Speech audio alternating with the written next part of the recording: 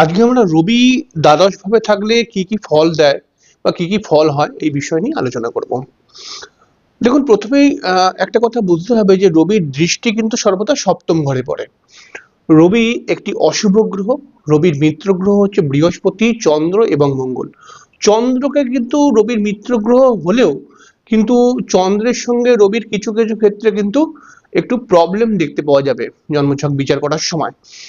তো রবির মিত্র গ্রহ কিন্তু বৃহস্পতি, চন্দ্র, মঙ্গল, কিন্তু চন্দ্রের সঙ্গে রবি থাকলে অমাবস্যা যোগ হয়। তো এই কথাটাও মাথায় রাখতে হবে। সেক্ষেত্রে চন্দ্রের সঙ্গে রবি থাকলে পারে কিন্তু কিছু কিছু সমস্যাও কোনো কোনো ক্ষেত্রে চলে আসে। তো আমরা এই বিষয় নিয়ে পরবর্তী সময় বুঝবো ব্যাপারটাকে। কিন্তু আমরা রবি দ্বাদশ ভাবের মধ্যে থাকলে কি ফল দেয়। দেখুন, আমি এখানে লিখেছি এক এক মানে হচ্ছে লগ্ন। মানে প্রথমে আমরা বলবো যে রবি যদি লগ্নে থাকে তাহলে কি ফল হয়। রবি যদি লগ্নে থাকে তাহলে পারে একজন মানুষের মধ্যে অল্প চুল দেখতে পাওয়া যায়। অল্প চুল। কারণ রবি কিন্তু একটা কথা খেয়াল রাখতে হবে, রবি একটি অগ্নিতত্ত্বের কারক গ্রহ আর চুল একটি জলতত্ত্বের কারক গ্রহ। এই ক্ষেত্রে কিন্তু রবি চুলকে অনেকটা নষ্ট করে। তাই লগ্নের মধ্যে যখনই রবি থাকবে তখন কিন্তু একজন মহিলার ক্ষেত্রে চুল পড়ার একটা প্রবলেম দেখতে পাওয়া যাবে। আর একজন পুরুষের ক্ষেত্রে মাথায় টাক পড়ে যাওয়া বা অল্প চুল হয়ে যাওয়ার কিছু প্রবলেম চলে আসে। এছাড়া দেখুন, রবি যদি লগ্নে থাকে তাহলে পারে সেই মানুষটির চোখের সমস্যা হতে পারে। তবে এরকম ব্যক্তিদের ক্ষেত্রে বেশিরভাগ সময় দেখা যায় 30 বছর বা 28 বছরের ওপরে তাদের চোখের সমস্যাটা আসে। কিন্তু রবি যদি লগ্নে থাকে তাহলে পারে একজন ব্যক্তির মধ্যে কিন্তু অবশ্যই একটা গাম্ভীর্য বোধ দেখতে পাওয়া যায়। রবি যদি লগ্নে থাকে তাহলে পারে তার মধ্যে কিন্তু আত্মসম্মান বোধ একটু বেশি দেখতে পাওয়া যায়। রবি যদি লগ্নে থাকে তাহলে পারে আমরা জেনেছিলাম রবি উচ্চাকাঙ্ক্ষার কারক গ্রহ। তাহলে সেই মানুষটার মধ্যেও কিন্তু প্রচুর উচ্চাকাঙ্ক্ষা দেখতে পাওয়া যাবে। কারণ লগ্ন মানে হচ্ছে একজন জাতকের শরীর। তাহলে উচ্চাকাঙ্ক্ষা দেখতে পাওয়া যাবে। এর সঙ্গে সঙ্গে কিন্তু রবি নেতৃত্বের কারক গ্রহ যেহেতু, তাহলে রবি যদি লগ্নে থাকে তাহলে পরে সে নেতৃত্ব দিয়ে নিজের পরিবারের সঙ্গে বা বন্ধু বান্ধবের সঙ্গে বা রাজনীতির ক্ষেত্রেও কিছু কিছু সময় নেতৃত্ব দিতে পারবে এবং নেতৃত্বের দ্বারা নিজের বন্ধু বান্ধব বা নিজের পরিচিত পরিজনদের দিয়ে নিজের কাজ করিয়ে নিতে পারবে। এছাড়া দেখুন, রবি যদি লগ্নে থাকে তাহলে পারে কিন্তু এরা কিন্তু প্রচন্ড বন্ধু প্রেমী হয়। রবি লগ্নে থাকলে পারে দেখতে পাওয়া গেছে। এছাড়াও রবি যদি লগ্নে থাকে তাহলে এই জাতকের মাথা গরমের সমস্যা থাকতে পারে। এই জাতকের সত্য কথা বা সত্য কথা বলা বা কোনো কোনো সময় সত্য কথা হয়তো বলে না, কিন্তু সত্য কথা শুনতে খুব পছন্দ করে। রবি যদি লগ্নে থাকে তাহলে পারে সেই মানুষ মনে করবে যে আমাকে সবাই একটু সম্মান দিক। এরকম কিন্তু তার মধ্যে মনে করার একটা ব্যাপার চলে আসবে। এছাড়াও রবি যদি লগ্নে থাকে তাহলে পরে সেই জাতকের প্রভাবশালী ব্যক্তিদের সাথে একটা সম্পর্ক অনেক সময় তৈরি হয়। তবে সেটা 40-এর ওপরে। এবার দেখুন, রবি যদি লগ্নে থাকে তাহলে পরে রবির দৃষ্টি সপ্তম ঘরে চলে আসে। সপ্তম ঘরে আসার ফলে কিন্তু বিবাহিত জীবন নিয়ে কিছু সমস্যা, গন্ডগোল তৈরি করার চেষ্টা করে রবি কিন্তু। এবার দেখুন, রবি যদি দ্বিতীয় ঘরের মধ্যে থাকে, রবি যদি দ্বিতীয় ঘর, এটা হচ্ছে দ্বিতীয় ঘর আমাদের, মানে লগ্নের পরের ঘরটা দ্বিতীয় ঘর। রবি যদি দ্বিতীয় ঘরের মধ্যে থাকে তাহলে পারে সেই মানুষটি কিন্তু সোজাসুজি কথা বলবে এবং তার কথার মধ্যে মাঝে মধ্যে রবি যদি পীড়িত হয়ে থাকে তাহলে গালমন্দও দেখতে পাওয়া যাবে বা একটু নেগেটিভ ধরনের কথা বলা দেখতে পাওয়া যাবে। রবি যদি সেকেন্ড হাউসের মধ্যে থাকে তাহলে পারে সেই জাতক কিন্তু সবসময় কিন্তু তার সেই জাতকের মধ্যে একটা একটা অর্থ জমাবার টেন্ডেন্সি আসবে। সে বিভিন্ন লাইন থেকে অর্থ উপার্জন করার চেষ্টা করবে। রবি যদি সেকেন্ড হাউসে থাকে তাহলে পারে কিন্তু অবশ্যই আমরা এটা বলতে পারি যে যদি এই রবিটি কোনোভাবে পীড়িত হয়ে থাকে, রবিকে ধরুন রাহু দেখছে বা রবিকে ধরুন মনে করা যাক শনি রবির সঙ্গে বসে রয়েছে বা মনে করা যাক অষ্টমপতি গ্রহটা রবির সঙ্গে বসে রয়েছে, তাহলে পারে কিন্তু এর হঠাৎ হঠাৎ অর্থ হানি হয়ে যাবে কিন্তু, অর্থ হানি।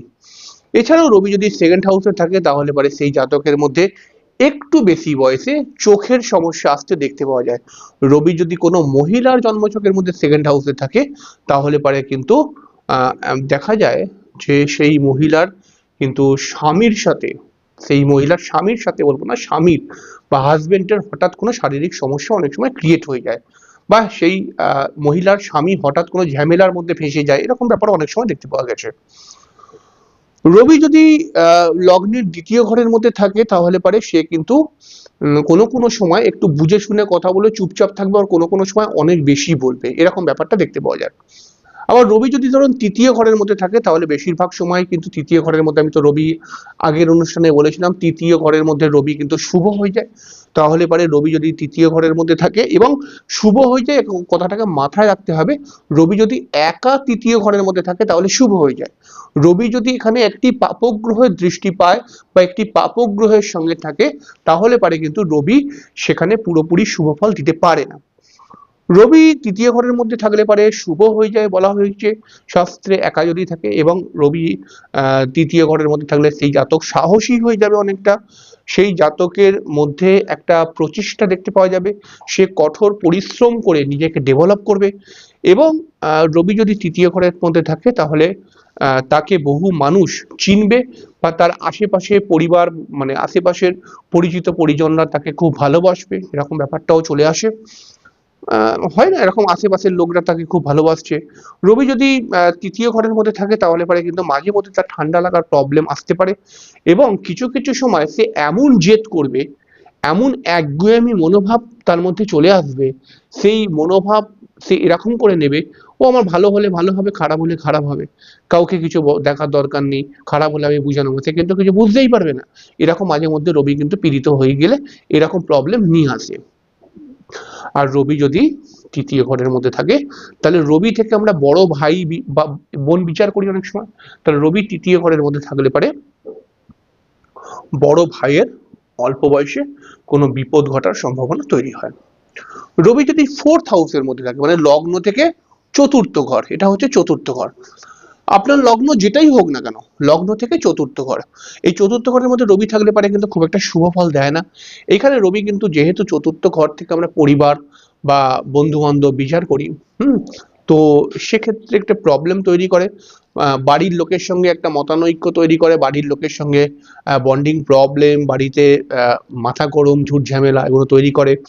আহ রবি যদি চতুর্থ ঘর থাকে তাহলে কিন্তু তার ভালো বাড়ি হয়, মানে দেখতে সুন্দর বাড়ি হয়, বা তার বাড়ির মধ্যে হয়তো সবকিছু রয়েছে, তো এরকম থাকবে। কিন্তু বাড়ির মধ্যে সবসময় চেল্লা মিল্লি, একটা উল্টোপাল্টা পরিবেশ কিন্তু বাড়ির মধ্যে তৈরি করে দেয়। রবি যদি চতুর্থ ঘরে থাকে তাহলে বন্ধু বান্ধবের দ্বারা প্রতারিত হতে পারে।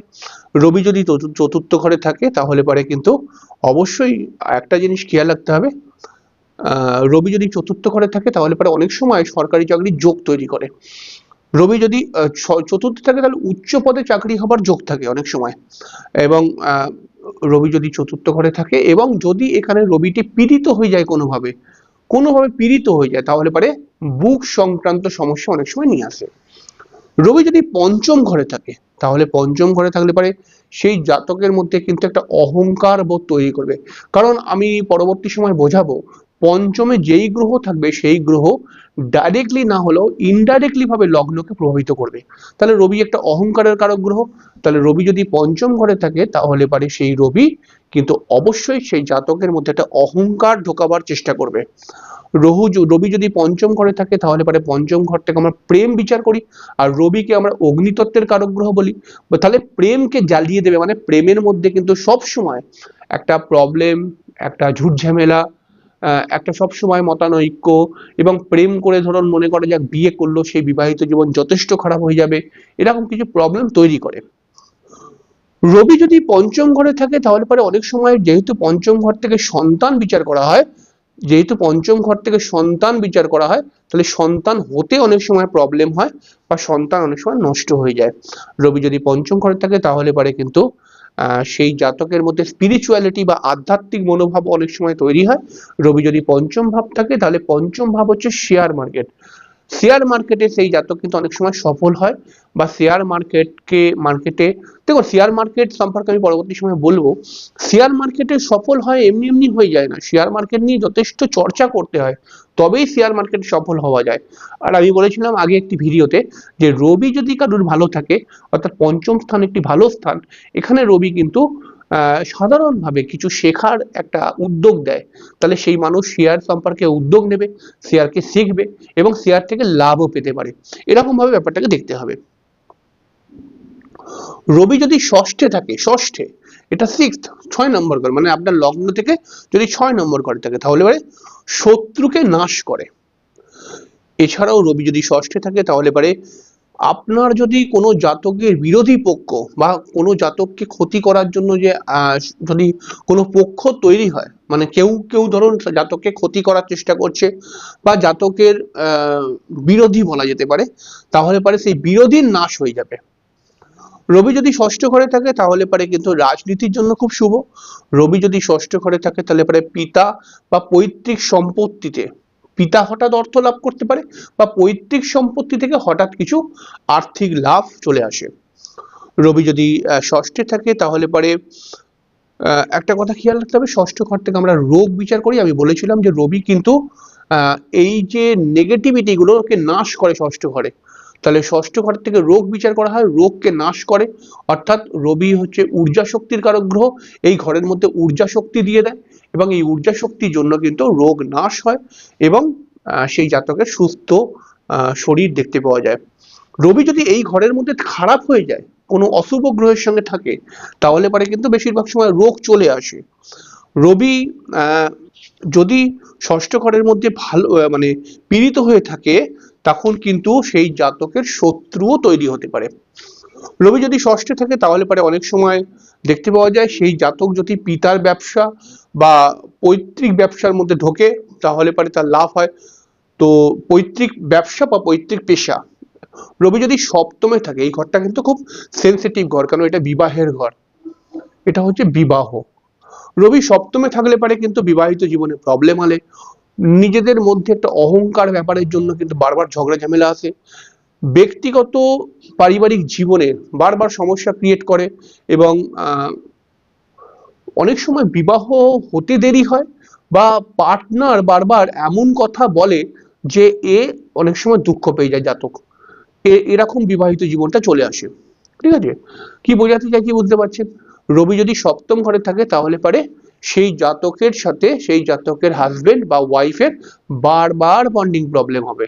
সেই জাতকের পার্টনারের মধ্যে একটা অহংকার বোধ থাকবে, সেই জাতকের পার্টনার সেই জাতককে এমন এমন কথা বলে দেবে, সেই জাতক হঠাৎ কেঁদে ফেলতে পারে বা হঠাৎ অপমানিত হয়ে যেতে পারে।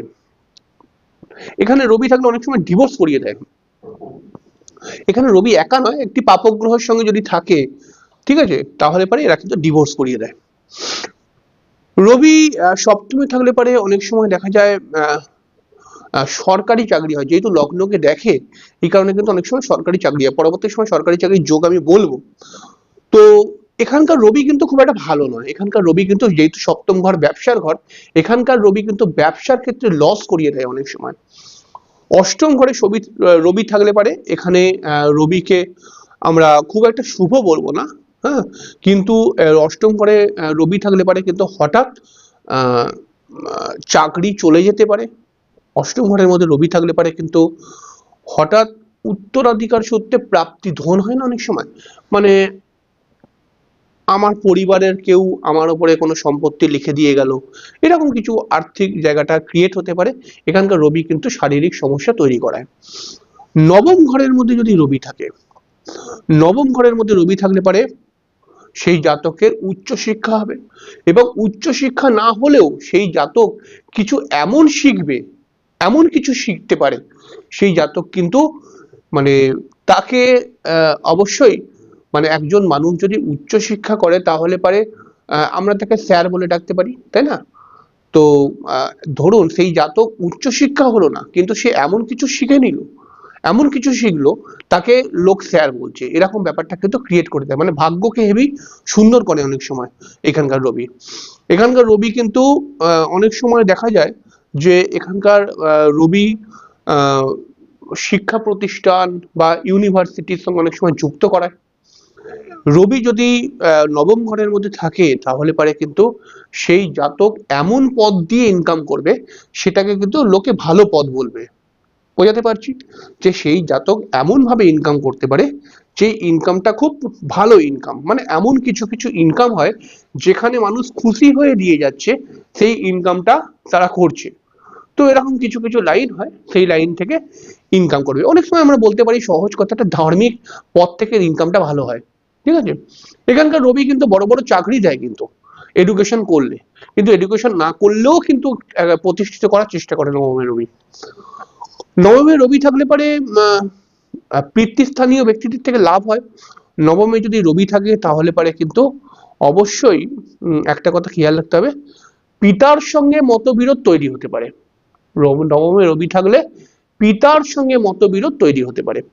দশম ঘরে রবি কিন্তু অত্যন্ত শুভ। দশমে রবি দিগ্বল প্রাপ্তি হয়ে যায়। রবির এটা কিন্তু খুব একটা মানে পছন্দের স্থান। দশম ঘরে যদি রবি থাকে তাহলে সম্মান প্রাপ্তি করায়। দশম ঘরে রবি থাকলে পারে কিন্তু পেশাগতভাবেও উচ্চ পদে আসীন করায়। দশম ঘরে রবি থাকলে পারে প্রশাসনিক বা রাজনীতিক কর্মে সাফল্য দেয়। দশম ঘরে রবি থাকলে পারে সরকারি চাকরি হয় অনেক সময়। এখানকার রবি কিন্তু অনেক সময় ডাক্তার বা ডাক্তার রিলেটেড কাজকর্মের সঙ্গে যুক্ত করায়। প্রভাবশালী ব্যক্তিদের সঙ্গে ভালো যোগাযোগ তৈরি করে দশমের রবি। একাদশ ঘরে রবি, একাদশ ঘরে রবিটাও কিন্তু খুব ইন্টারেস্টিং। একাদশ ঘরে রবি থাকলে পারে জাতক প্রভাবশালী হয়, জাতকের যোগাযোগ ভালো হয়, জাতকের আর্থিক উন্নতি হয়। ঠিক 33 বছরের পর থেকে ভালো আর্থিক উন্নতি হয়। জাতক কিন্তু অবশ্যই বিদেশ থেকে অর্থ উপার্জন করতে পারে। জাতকের পৈতৃক মানে ব্যবসা থেকে লাভ হওয়ার একটা সম্ভাবনা থাকে। আবার দ্বাদশ ঘরে যদি রবি থাকে তাহলে পারে কিন্তু এখানকার রবি কিন্তু খুব শক্তিশালী বলবো না, তবে এখানকার রবি কিন্তু খরচের প্রবণতা বাড়ায়। এখানকার রবি কিন্তু কোনো কোনো সময় পীড়িত থাকলে পারে আইনি সমস্যা আনে। এখানকার দ্বাদশ ঘরের মধ্যে রবি থাকলে পারে কিন্তু চোখের প্রবলেম বা কোম্পানি মানে অর্থাৎ যেখানে কাজ করছে সেই কাজ করার জায়গাতে মালিক পক্ষের দিক থেকে বা এই সমস্ত মানে উঁচু পদে যারা রয়েছে সেই সমস্ত জায়গা থেকে সমস্যা আনে। এবং এখানে যদি দ্বাদশ ঘরে রবি থাকে তাহলে পরে কিন্তু রবি নির্দেশিত বস্তুর দ্বারা যদি কাজ করা হয়, রবি নির্দেশিত বস্তুর দ্বারা কাজ নয়, রবি নির্দেশিত যেহেতু দ্বাদশ ঘর এটা, রবি নির্দেশিত বস্তুর সঙ্গে যেন কাজ একদম না করে, তাহলে আরো নেগেটিভ ফল দেবে। বোঝা গেল? খুব সামান্য করে বললাম। তো এরকম এরকম ভাবে কিন্তু রবি ফল প্রদান করে। আমরা সামনে এগোচ্ছি ধীরে ধীরে এবং আমাদের প্রেডিকশন কেমন করে করা হয় সবটাই বলবো। আগেই 9টি গ্রহকে কমপ্লিট করতে হবে, তারপরে প্রেডিকশন সম্পর্কে আরো বেশি করে আপনারা হয়তো বুঝতে পারবেন। যাই হোক, আজকের অনুষ্ঠানটা এখানে শেষ করব। আপনি বলবেন, কমেন্ট বক্সে লিখে জানাবেন যে অনুষ্ঠানটি কেমন লাগলো। পরের দিনকে আরেকটি অনুষ্ঠান নিয়ে অবশ্যই চলে আসবো। নমস্কার।